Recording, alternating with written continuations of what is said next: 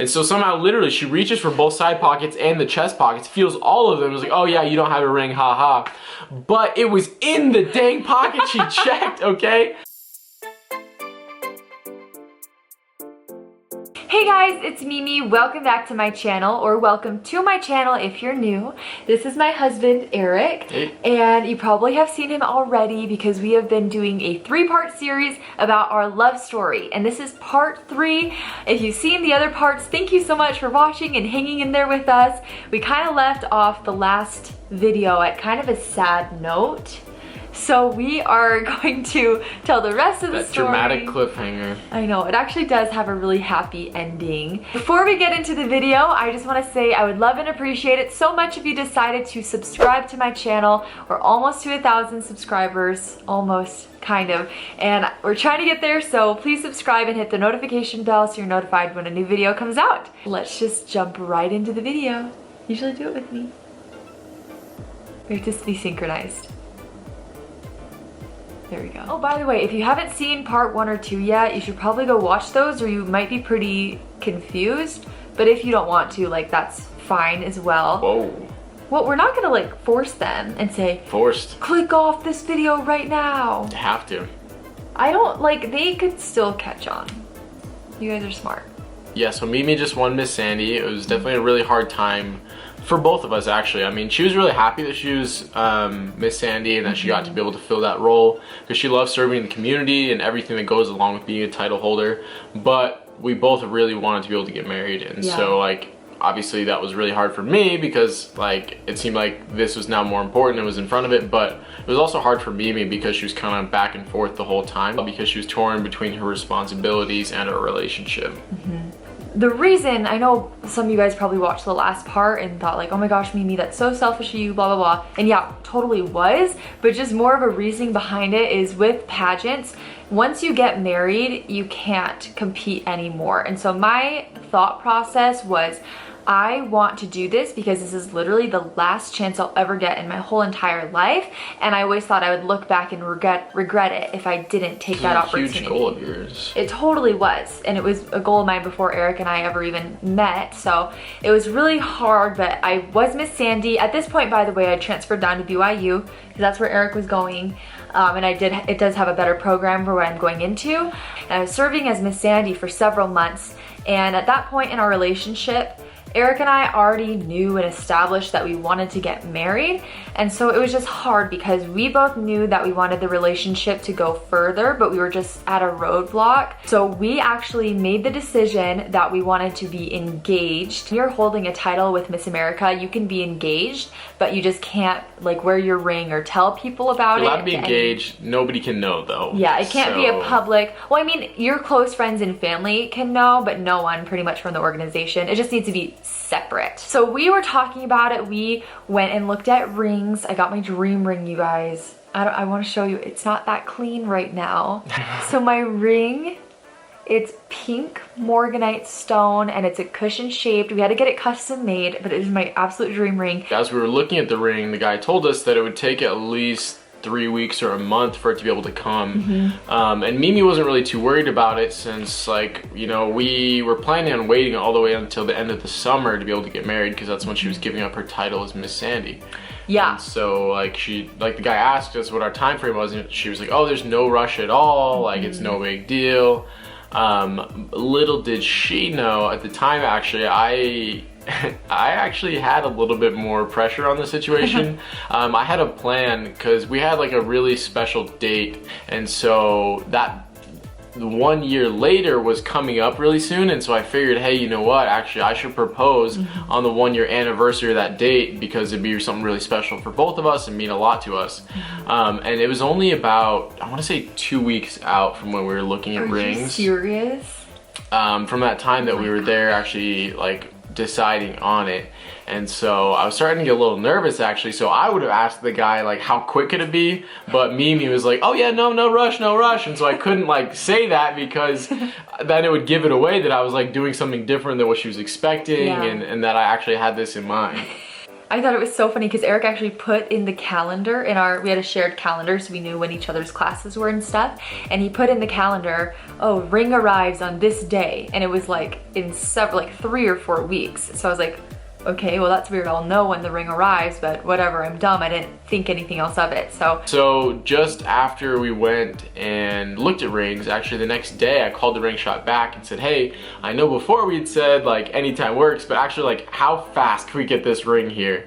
And the guy was like, oh, well, actually, you know, I can call him up and see, depending on, basically they had to get the stone because of a morganite of the exact size that we were looking for that would fit Mimi well wasn't as common, and so she had to check and make sure that their supplier had it and things. And so I didn't even know that. So he had to call them up and get back to me, but he found out, hey, you know, actually we can get this a lot quicker. And so I was able to get the ring in plenty of time. I think it was almost a week before the date. Are you serious? I had it sitting in my desk for, I know, at least 3 or 5 days. The year anniversary comes of that date we went on. Later that day, Eric had a date planned for us, but I wasn't in a rush at all. I'm like, oh, whatever, like we're just going to dinner. Like, so I was like trying to hang out with friends and stuff that day. And Eric was like, no, like we should go. And I was like, okay. And so it was so funny. We were driving up to Salt Lake and I don't even know how it came up because at this point I still thought the ring wasn't coming for like 2 weeks or so, and it just came up in conversation as we were driving up to Salt Lake. I was like, he said something, I was like, what, or are you gonna propose tonight? And he was like, no. And I was like, okay. I was just joking about it. But I'm driving the car with the ring in my pocket and she's like, are you gonna propose? And I'm like, no, you know, but like I kept it cool. She had no idea. Like, okay, any guys that propose here, like, kind of really take some wind out of your sails if they like see it coming and guess, like, if it's supposed to be a surprise. So I had to really play it off cool and make sure she had no idea. So like, she asked me like, oh yeah, are you proposing? And I was like, oh no, of course not. But then like, I think you said something like, oh, I need a ring to do that. Oh yeah, or something. Whatever it was. It was but like then smart. She didn't let it go. Well, it kind of just became the ongoing joke of the night. So yeah, great, exactly what I wanted. But for some reason, she just would not move on past that. So like several times in the car, she's asking about it. She literally like actually reached over to check all the pockets in my coat, but somehow, okay, it's a winter coat, and so I've got like, you know, the 2 side pockets and then 2 like chest pockets in the coat, and so somehow literally she reaches for both side pockets and the chest pockets, feels all of them, was like, oh yeah, you don't have a ring, haha. But it was in the dang pocket she checked, okay? At that moment right there, I was freaking out, I will admit. Like, I was not expecting her to just dive at my pockets reaching for the ring. Can you imagine if I found it right then and that's how you had to propose? Yeah, so that was really lucky. She forgot a pocket or just didn't feel it or whatever happened. She just missed it, but she just would not stop. That's how I almost ruined Eric's proposal. The drive to dinner was like one of the most stressful drives ever because I had to play it off like nothing was going on. Like, oh yeah, that's hilarious, joking about proposing, haha. But I was going to. And at the same time too, I didn't want to be like so adamant that I was not proposing and then do it because that's just weird, you know, it just kills the whole mood for the night if I'm just like, no, I'm not. Yeah. I'm never gonna propose. So then we drove up and we actually went to, if you saw part 1, we went to that same restaurant that we went to on our first date. Romantic. And it was so cute. So during dinner I had to go to the bathroom and the ring was in the pocket of my coat, and so I didn't want to like bring my coat with me because I was suspicious, but like I didn't know what to do, so I was just like, you know, I gotta just leave it there and hope she doesn't check the pockets. No, but at this point still, I was joking about being proposed to, but I was not expecting it at all. I didn't think the ring was there, and I was like, if he was gonna propose now, I probably screwed it up and he wouldn't tonight anyway. I literally thought if he was planning on it, he wouldn't do it anymore, at least at like the dinner, because I thought that was the end of the date. So then after we went to dinner, I noticed, I was like, where are we going? Because we weren't going back onto the freeway.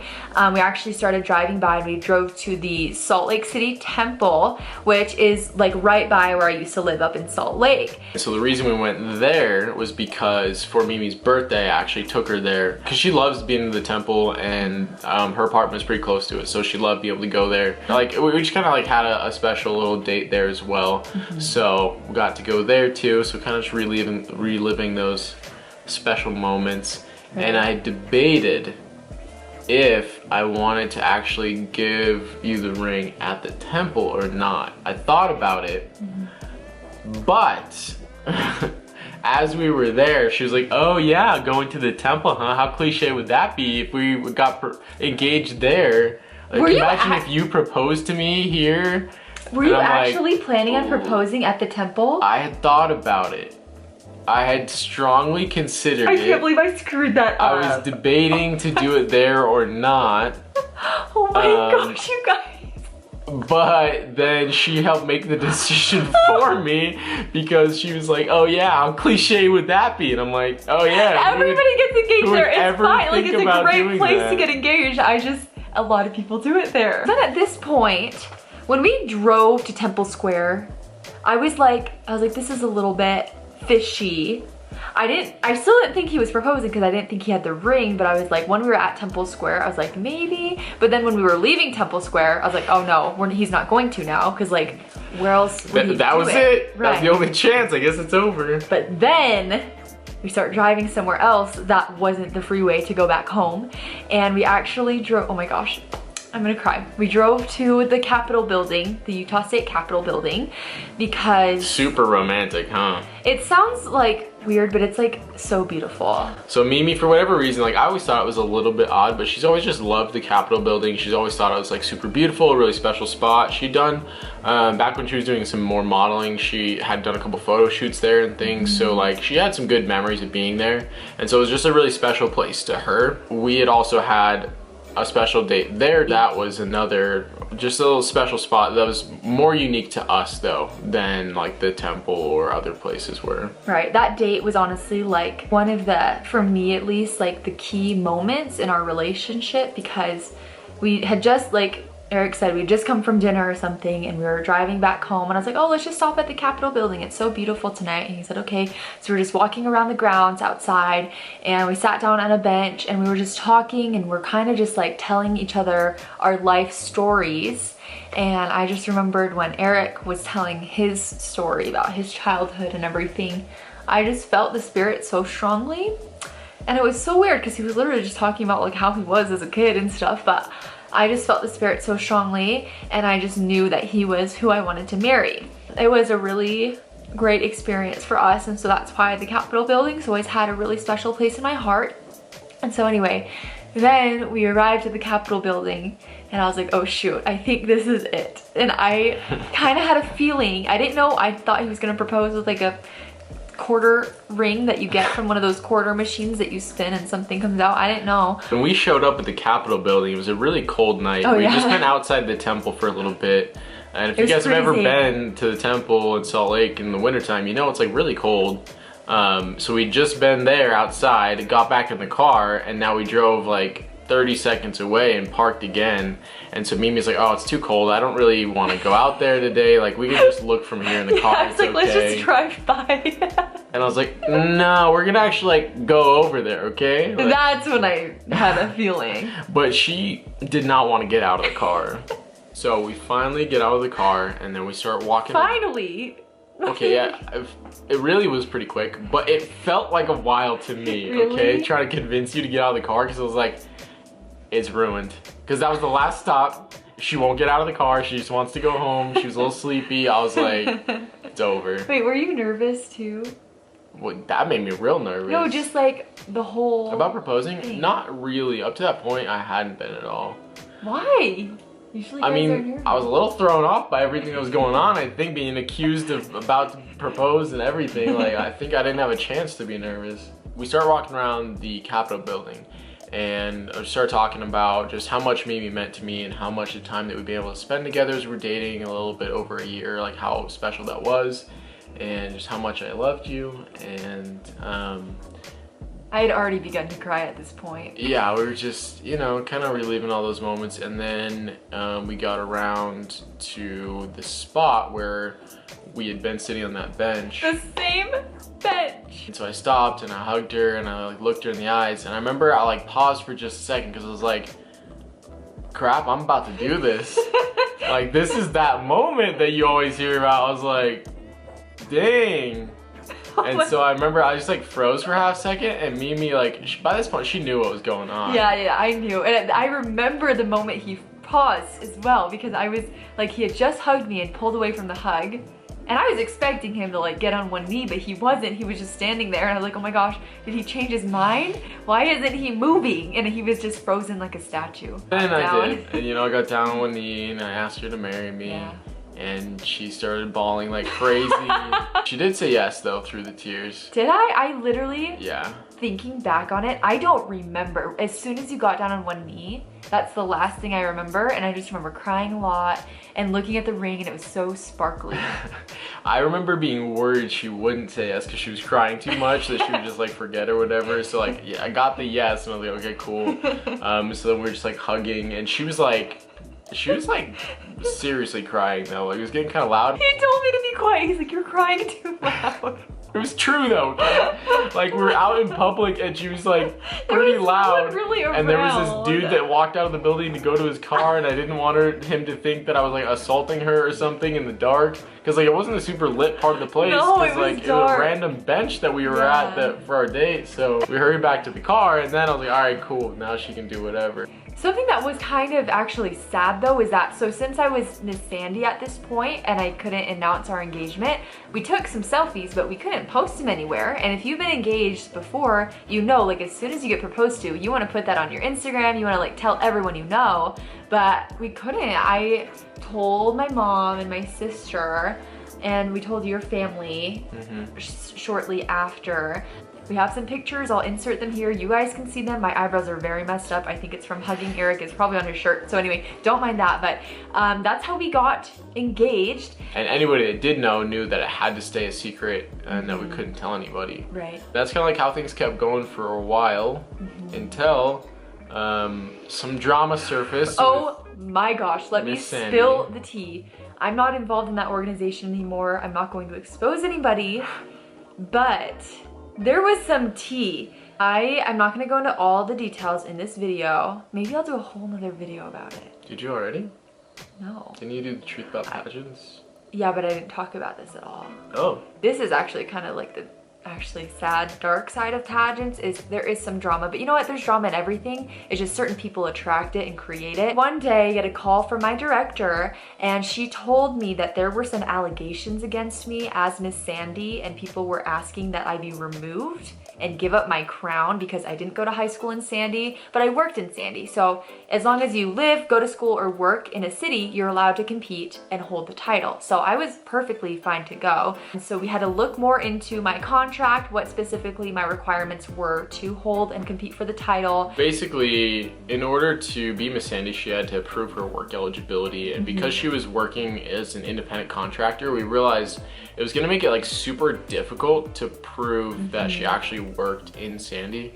And because so, I wasn't technically an employee. And so we discussed it a lot as far as like what to do going forward and things. And so we talked about it for a while, and we realized like she could fight it if she really wanted to, but she might have to get like a lawyer because we didn't know how serious this person was. They had contacted the Miss America board. Like, they went past Miss Utah. Like, they were trying to get me out. We just decided, we talked about it a lot and realized like it just wasn't worth all the hassle and fight. Like, even though we knew she was eligible probably, like just I was, being it was legal. Yeah, I mean, depending on how people interpreted the exact rule, we figured like she would be fine, but we just decided it wasn't worth all the fight and the hassle and everything. I just decided to give up my crown. And because I was engaged, so here's the thing, I didn't want them to think that I was just giving up Miss Sandy to get married, because I wasn't. So it was a really, really difficult decision. It was so hard because I worked so hard for this, but I ended up giving up my crown. A week later or so, we got to announce that Eric and I had been engaged.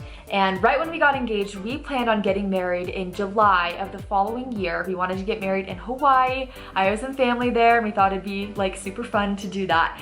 So that was always the plan. But then when we got engaged and we could announce it and start planning a wedding, we thought, well, why should we wait all the way until whatever, like next July. We've already been dating for like a year and a half. We decided to get married literally in like 2 months.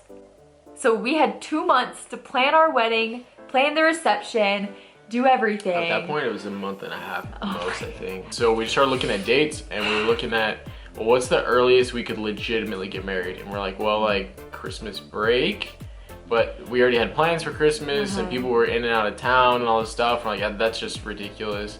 And so we're like, well, some random time like February or March maybe. But we're like, oh, we're starting a new semester though. Yeah. So we'd have to both have separate housing for the beginning of the semester, and then have a joint apartment later, and that would just be a crazy pain. And so we realized, like, a week into the semester, there was a 3-day weekend that year. It just worked out that that's where Martin Luther King Jr. Day was, that it was the second week of school. So we realized that that was going to be our best bet to get married. So we'd be getting 1 week into the semester, which means that we had very little time to plan the wedding. Literally a month and a half. I literally just even thinking about it makes me so stressed, because not only that, we were still in the middle of our semester and going into finals week, going into Christmas, then 2 weeks into January, and that was our wedding date. So it was a very stressful time, to say the least. I'm glad that like Eric was so patient and so good with me, and I wasn't super particular. I know a lot of girls are like had their weddings planned from the time they're little, but I was never really like that. I just wanted to marry Eric, so we kind of just went with the flow, did what we could. We had a lower budget because my family wasn't in a really place to like pay for everything. So we did a lot of it ourselves. We did the food ourselves. I made my own bouquet. Oh, my dress. So I did not have time to go buy my dream wedding dress and get it altered perfectly. So my pageant dress was actually white, and all I had to do was put a few little things in it to make it more modest, because I was getting endowed to get garments. So I just did a couple things to my pageant dress that became my wedding dress, but it ended up being my dream dress anyway, because I got my dream dress for Miss Utah and I only wore it like twice, and it was so expensive. And so I'm so glad I got to wear it again, because it already fit me perfect. And yeah, everything surprisingly ended up perfect. We changed the venue. It was no longer Hawaii. Oh yeah, So we ended up deciding, since it was January time frame, I served my mission in San Diego, so we thought about, hey, you know what, let's do that actually, because getting short notice tickets to Hawaii and housing, all that stuff would have just been crazy. Yeah. I mean, San Diego was still a little bit crazy to figure out, but it was nowhere near as bad. And then also, you know, perk being a winter wedding, but San Diego meant it was still warm. Yes, because I never wanted a winter wedding. I always imagined my wedding being in the summer. And so we still kind of got that in San Diego. And guys, it is a beautiful temple. Eric couldn't have gone on his mission in a better place, because that temple was like amazing. So even though it was short notice though, everything came together. So we were really happy with everything. Yeah. You know, our family was able to be there for the temple ceremony, and then with the reception, you know, it was all hectic, but we got everything done that we were happy with it. I mean, if we had another 6 months to plan it, sure, things might have been more polished, but at the same time, like, kind of who cares, you know? Your reception's one day and it's over. Well, and then, for girls, your know? wedding day matters, but everything turned out exactly how we would have planned it, I feel like, anyway. For our honeymoon, we had actually already had a trip planned to go to Paris, France and Munich, Germany in March. And so that was kind of like our main honeymoon, but we did have a couple days after we got married just to spend in San Diego together. We didn't want to have to plan another big trip for our honeymoon when we were going to Europe in a couple months. So that's what we ended up doing there. So that was a year ago. It's been honestly like the best year of my life. Not to be a cliche, but that's just the honest truth. And sorry, that was so like aggressive. That's our story. So if you guys have any other questions, I do have a whole other video all about LDS temple ceilings. If you are interested in knowing more about that, I will have that video linked below, so you can watch that for more specifics on that. But thank you so much for watching this series. Please let us know in the comments if you actually watched the whole thing, because I don't know, I'm like, who would want to watch that? So like, if you actually did, let me know. I'd watch it. Well, like I would too, but it's us. Yep, that's why I'd watch it. So let us know in the comment section if you enjoyed it. We'll both try to respond to your comments there. Let us know like your favorite part of the story, or just, I don't know, comment whatever you want. I love talking to you guys. You can also connect with me on social media. I'll have all of my social media links down below. Oh, also something I was gonna announce. When I hit 1,000 subscribers on my channel, I'm going to be releasing like a blooper outtake video that I've been putting together since my very first video on my channel. So be sure to subscribe and we can get there super quick. And thank you guys so much for watching. Do you have anything to say? Eric? No, I don't know. Yeah. Like a goodbye. Like, thanks for watching. This is the last video you're ever gonna be in. Oh, cool. Sweet, guys, I'm off the hook. Out of here. No, yeah, it's been actually fun telling you guys our story. And let us know if we left out any important details that you want to know about. How would they know? You know, like if they have a question about, oh, what happened? What was this thing like? Or, you know, like, how did this happen? Okay, that makes more sense what I was thinking. Yeah. Bye!